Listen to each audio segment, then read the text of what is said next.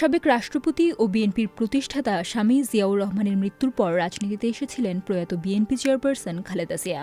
পরনে বৈধব্যের সাদা রঙের সুতি বা তাঁতের শাড়ি, মাথায় আধা ঘুমটা টেনে একসময়ের গৃহবধূ হাল ধরেন দলের, নেতৃত্ব দেন স্বৈরাচার বিরোধী আন্দোলনের।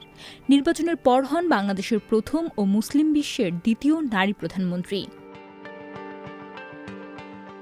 সময়ের সাথে তার সাজ পোশাকেও আসে কিছুটা পরিবর্তন। বৈঠক বা সরকারি সফরে তাকে দেখা যেত একরঙা সিল্ক, জর্জেট বা শিফন শাড়িতে, সাথে মিলিয়ে শাল, সামনের দিকে খানিকটা ফুলিয়ে বাঁধা চুল, সীমিত অলংকার, কখনো বা হাত ঘড়ি, আর মর্জি হলে গোলাপি লিপস্টিকে। তার এই অবয়বকে আইকনিকও মনে করেন কেউ কেউ। ওনার যে পোশাকটা, যে অ্যাপিয়ারেন্স উনি আমাদের সামনে এসছেন, এটা আসলে ওই যে আমাদের রক্ষণশীল একটা জায়গার বিধবার রূপকে এটা ভেঙে দেওয়ার একটা জায়গা ছিল। তার পোশাক যেমন তার আইকন ছিল, তার ডাকটাও কিন্তু তার একটা আইকন ছিল, এবং যেটা ক্রমাগত এই পুরুষতান্ত্রিক সমাজে তার যে একটি শক্ত অবস্থান আছে এটাকে প্রমাণ করেছে। পোশাক পরিচ্ছদের ব্যাপারে সবসময় পরিপাটি ছিলেন। তাকে দেখলে আসলে এক ধরনের আমি বলবো যে খুব তার সাজ পোশাকে কোনো উগ্রতা ছিল না, এক ধরনের সম্ভ্রম জাগে, এক কথা বলা যায় এলিগ্যান্ট।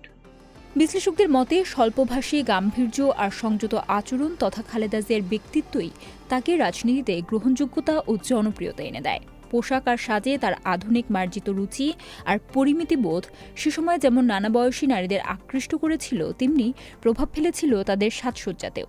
খালেদা জিয়ার মৃত্যুর পর এ নিয়ে সামাজিক মাধ্যমে পোস্ট করেন তারকাসহ অনেকে। তবে তার নান্দনিকতা যে কেবল প্রশংসায় কুড়িয়েছে তেমনটাও না, বরং পর্যবেক্ষকদের ভাষায় পশ্চাৎপদ পুরুষতান্ত্রিক যে সমাজে তাকে রাজনীতিতে আসতে হয়েছে, সেখানে তার দল বা নেতৃত্বের বিপরীতে এসব বিষয় ঘিরে ব্যক্তিগত আক্রমণের শিকারী হতে হয়েছে সবচেয়ে বেশি। সভা সমাবেশ তো বটেই, এমনকি সংসদে দাঁড়িয়েও তার সাজ পোশাক নিয়ে রাজনৈতিক প্রতিপক্ষের কটাক্ষ করার নজির রয়েছে, যা প্রকাশিত হয়েছে নানা সংবাদ মাধ্যমেও। আর তাতে কোনো অংশে পিছিয়ে ছিলেন না নারী নেতৃত্ব। এখন উনি সেজে গুজে মেকআপ নিয়ে একেবারে বুড়ুটুরু একে হাসপাতালে যান। উনি তো সত্যিকার অর্থেই ট্র্যাডিশনাল সুন্দরী ছিলেন, তো সেই জায়গা থেকেও কিন্তু অনেককে দেখবেন ব্যক্তিগত রোষানলে উনি পড়েছেন। আমাদের সামনে যে রাজনীতিবিদদের স্ট্যান্ডার্ড, আমাদের এখানে তো নারী রাজনীতিবিদ আগে যারা ছিলেন, মুসলিম লীগের আমল থেকে কয়েকজন ছিলেন, আমরা তাদের জানি, আওয়ামী লীগেও কয়েকজন ছিলেন, তাদের তুলনায় একটু ডিস্টিংক্ট মনে হতো আর কি খালেদা জিয়াকে। ওই যে পার্থক্যটা, এটা আবার অনেকে হজম করতে পারতেন না, এটাই হলো সমস্যা।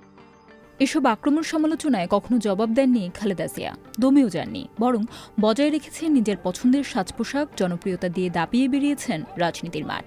এমনকি ধর্মভিত্তিক যেসব রাজনৈতিক দল নারী নেতৃত্বকে সমর্থন করে না, তারাও খালেদা জিয়াকে সামনে রেখে করেছেন রাজনৈতিক জোট, একই মঞ্চে দাঁড়িয়ে করেছেন সভা সমাবেশ আর আন্দোলন।